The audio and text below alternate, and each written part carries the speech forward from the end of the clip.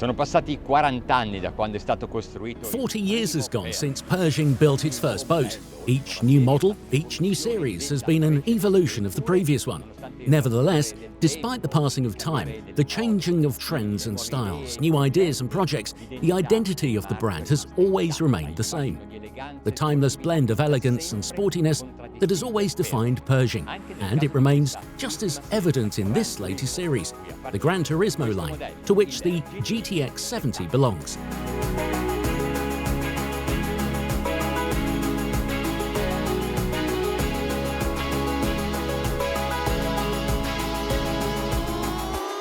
She is the most complex of the GTX models launched by now, and she is very similar to the GTX80. The family feeling strengthens the success of the new style introduced by Vallicelli Design Studio under the guide of Ferretti Group Engineering Department in collaboration with the Product Strategy Committee. Her unmistakable profile evokes the thrill of perfectly harmonious shapes and flowing, all curved lines. The bulwarks gently slope downward towards both bow and stern, and their subtle curvature appears to support the deckhouse, shaped by one sweeping arch resting beneath a second, softer arch that defines the sport bridge. The top view highlights the sleek, piercing shape of the hull. Il dislocamento è di 45 tonnellate. Her displacement is 45 tons. This means it's lightweight despite the size and the equipment, because large parts of the superstructure, that is from here above, is in carbon. She is built in the new production plant of the shipyard dedicated to the GTX series in Mondolfo, in the Marche region. With this project, they reached an important goal: widen the interior and exterior spaces, keeping a sporty character and performance. The sport bridge of the Pershing GTX70 is a surprise.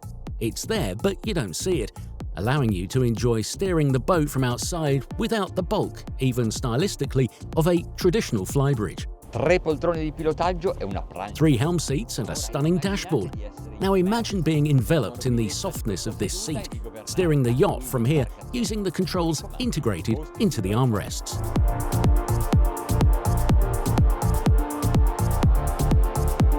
On the surface of 16 square meters, everything you need is concentrated to enjoy this terrace, both while cruising and at anchor.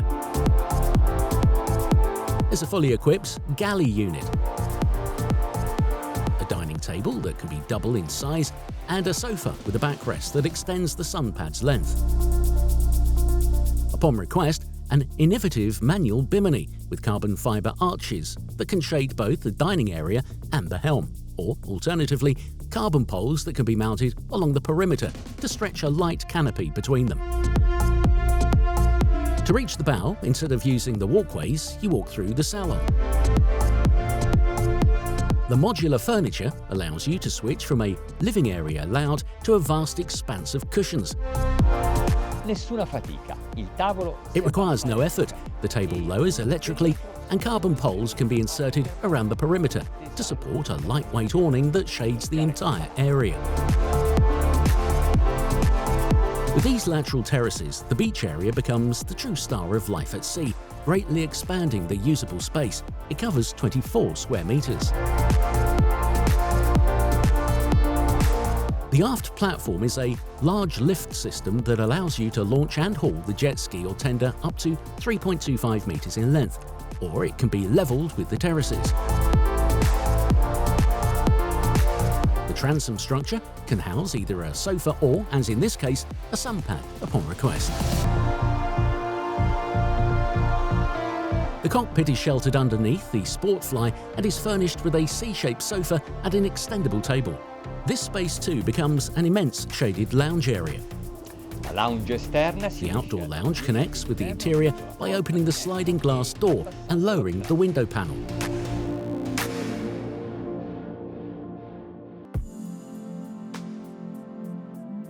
The main deck is an open space with 3 different areas.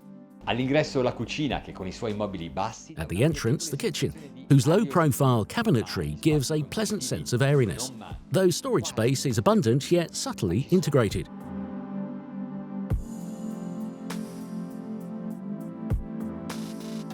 In the centre of the salon, two facing sofas let you enjoy panoramic views. And finally, the helm station, which we'll cover shortly during navigation. The ceiling features dramatic LED light strips that create a scenic effect. Below deck, the Pershing GTX70 has 3 cabins and 3 ensuite bathrooms. The furnishing colours give the owner's suite a bold style. The nightstands are integrated into the bed frame, a very distinctive design. There's a sofa on one side and a storage unit on the other. One wardrobe is located at the cabin entrance and a smaller one on the opposite side. Questa parete a specchio non è realizzata con il vetro, ma A mirrored wall conceals the walk-in closet, though it's made of a lighter material than glass. The bathroom is stylish and contemporary, with full amenities and a large shower enclosure. That edgy look continues in the VIP cabin forward, which offers generous space. One mirrored wall houses the wardrobe.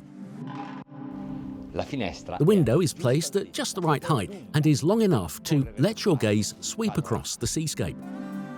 A built-in reading nook with sea views invites relaxation.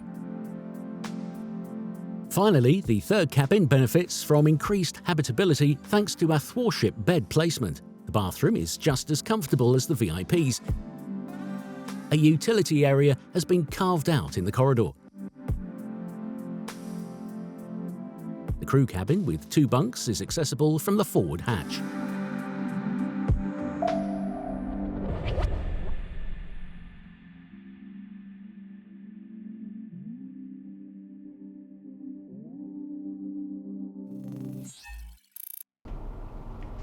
Pershing è espressione di tecnologia, artigianato, design e tutte queste arti sono Pershing is the expression of technology, craftsmanship and design, all masterfully blended to give us the thrill of being aboard a sporty, luxurious and technically cutting-edge yacht. E proprio per questo è stato scelto anche un sistema propulsivo attuale. For this reason, a modern contemporary propulsion system was chosen to provide ease and convenience of use.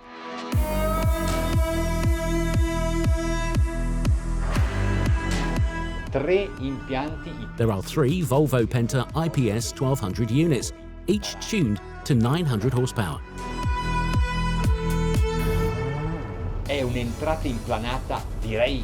The planing entry is abrupt, decidedly sporty. Questo perché dobbiamo pensare che ci sono. This is due to the fact that there are 3 pod drives, each with 2 propellers, totaling 6 propellers. Just imagine the surface area pushing the boat. This explains the outstanding performance and brilliant acceleration. 13 nodi, minima velocità di planata, ma sappiamo. At 13 knots, we're at minimum planing speed. But of course, this isn't the most fuel-efficient cruising pace. Un altro dei vantaggi di questo sistema. Another advantage of this propulsion system is the onboard silence and almost total absence of vibrations. La velocità di crociera adesso. We're cruising at 17 knots with engines at 1,560 RPM. 25 nodi di velocità. At 25 knots, fuel consumption is about 14 litres per nautical mile. Engine load is at 75%. Andiamo in virata con una costata dritta. We take a veer to starboard and, as expected with this type of propulsion, the response is immediate. Non perde neanche velocità. Appena The boat hardly loses speed, just half a knot in the middle of the turn.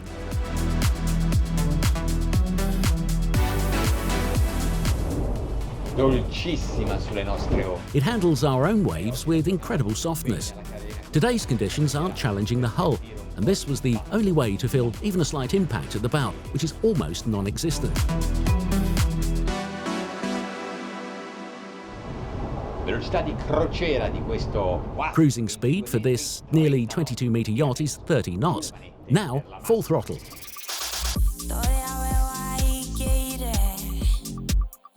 gestisco io. I'm manually adjusting the interceptors to get the best performance.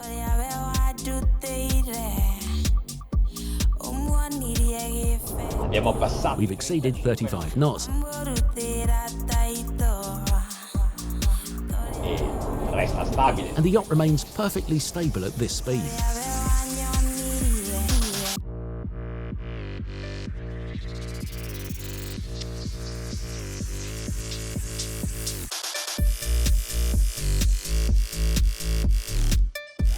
Mentre facciamo una virata tutta manetta vi do... While we do a full speed veer, here's one last crucial piece of information. This yacht is designed and built to CE Category A certification, the highest and safest standard for recreational vessels under 24 metres.